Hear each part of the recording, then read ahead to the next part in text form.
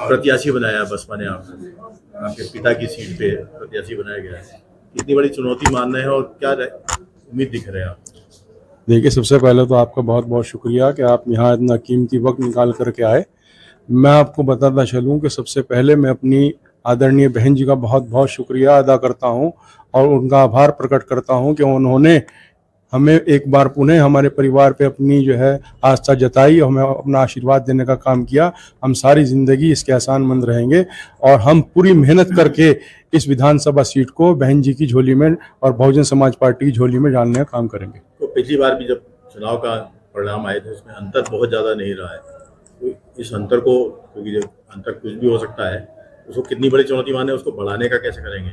देखिए, बढ़ाने का तो इस तरह से होता है कि जब आप फील्ड में रहते हैं, लोगों से मिलते हैं, तो आपने एक कहावत सुनी होगी, अकेले ही चला था जाने पे मंजिल मगर, मैं अकेला ही चला और कारवां जुड़ता गया। तो ऐसी बात नहीं है, हम पिताजी के साथ भी और पिताजी जब नहीं रहे उनके बाद भी हमेशा से लोगों के बीच में हैं, लोग हमारे साथ हमेशा से खड़े हैं। तो हम इस सीट को जो 2022 में हमें मैंडेट मिला था, हमें पूरी उम्मीद है कि आने वाले 2024 के 10 तारीख के चुनाव में पहले से भी ज़्यादा मैंडेट लेकर के इस सीट को हम बहुजन समाज पार्टी की झोली में डालने का काम करेंगे। किसको चुनौती मान रहे हैं? देखिए, चुनौती मैं किसी से नहीं अपनी रखता, मैं अपनी तैयारी पर विश्वास रखता हूँ। जो टक्कर है वो दूसरे तीसरे नंबर की है, हम पहले नंबर पे हैं और पहले ही नंबर पर रहेंगे इंशाल्लाह। भाजपा से करतार सिंह भड़ाना चुनाव लड़ने के लिए तैयार है। देखिए, पैसे के वाले आदमी है, इधर से काजी भी चुनाव के लिए कांग्रेस की तरफ से आ रहे हैं। देखिए, अगर पैसे वाले आदमी चुनाव जीता करते तो बिजनेसमैन जो है नेता बना करते। ऐसी बात नहीं है। जो धरातल पे जो पब्लिक के साथ खड़ा रहता है, उनके शाना बशाना हर सुख दुख में खड़ा रहता है, वोट और सपोर्ट उसको मिलता है। और ये हमारा परिवार जो है, हमें परिवार में यही सीख मिली है कि आप हर गरीब वर्ग के साथ, हर जो है जो परेशान है, जो किसी भी वजह से किसी दिक्कत में है, आप उसके साथ खड़े रहिए। सोसाइटी ज़्यादा से ज़्यादा सोसाइटी वेलफेयर करने का काम करिए। हम वही करते हैं, उसी में ही अपनी तैयारी में विश्वास रखते हैं। इंशाल्लाह जीत पक्की है। मुद्दे क्या रहने वाले हैं आपके? देखिए, मुद्दे तो सबसे पहले यही हैं कि जो वहाँ का हमारा जो गरीब वर्ग है और जो हमारी मंगलौर विधानसभाओं से कैसे ज़्यादा से ज़्यादा फैसिलिटेट करके मुख्य धारा से जोड़ सकें, यही हमारी सबसे बड़ी पहली प्राथमिकता होगी। वो चाहे रोड कंस्ट्रक्शन में हो, चाहे एजुकेशन सेक्टर में हो या हेल्थ में हो, हर डिपार्टमेंट में, यूपीसीएल में हो, विद्युत वितरण में हो, लोग परेशान हैं। वहाँ बिजली की भी समस्या रहती है। तो हर समस्या के साथ हम जो है अपनी पब्लिक के साथ, अपने लोगों के साथ खड़े हैं। उनके सुख दुख में हर तरीके से साथ खड़े हैं। सारी जिंदगी जब तक इस जान में जहान है तो खड़े रहेंगे। प्रत्याशी मेरे पास खड़ा है, माननीय प्रभारी जी सुरेश आर्य जी मेरे बड़े भाई मेरे पास खड़े हैं। हम कल लोग माननीय बहन जी के आवास पर, उनके दिशा निर्देश पर वहाँ पहुँचे और माननीय बहन जी ने मोंटी भाई को अपना आशीर्वाद दिया। और बहुजन समाज पार्टी की मंगलौर सीट है।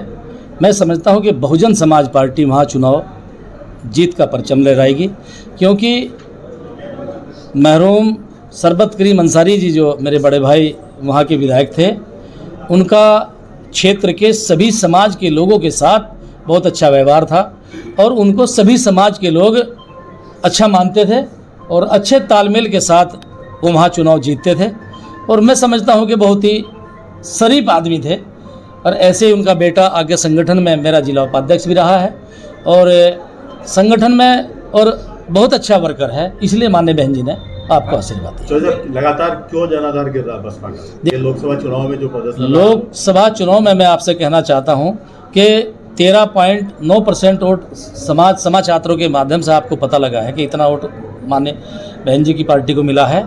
और मैं समझता हूं कि परिस्थितियां कुछ भी हो, जो हमें जनादेश मिला है मैं उसका सम्मान करता हूं और जहां कोई कमी रह गई है उसके बारे में हम सोचेंगे और उस पर आपस में माननीय प्रभारी जी हम लोग चर्चा करके उसको आगे तैयारी के लिए हम काम करेंगे। बहुजन समाज पार्टी के पूरे पदाधिकारी मिलकर अभी हमने मीटिंग की, आप भी देख रहे थे।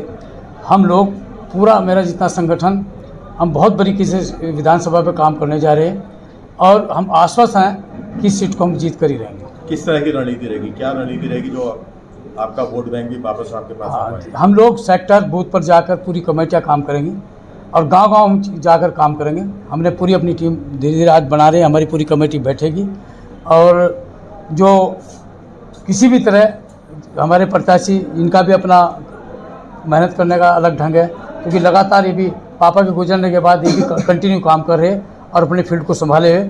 तो संगठन और इनकी मेहनत मिलकर हम इस सीट को मंगलौर विधानसभा में बसपा तीसरे नंबर पर रही है। देखो, लोकसभा का इलेक्शन है, आपने हमेशा देखा कि लोकसभा और विधानसभा के इलेक्शन में हमेशा रिजल्ट अलग अलग तरह का रहता है। ये विधानसभा हमें लगभग 3 बार जीत चुके हैं हम, और चौथी बार जीतने जा रहे हैं, ये बिल्कुल आश्वस्त है। कब नामांकन करने जा रहे हैं? नामांकन का भी हम लोग डिसाइड कर लेंगे, डिसाइड कर लेंगे, जो आज ही डिसाइड डिसाइड करके जो 19 है जो भी होगा हम आपके उसमें बता दी जाएगी।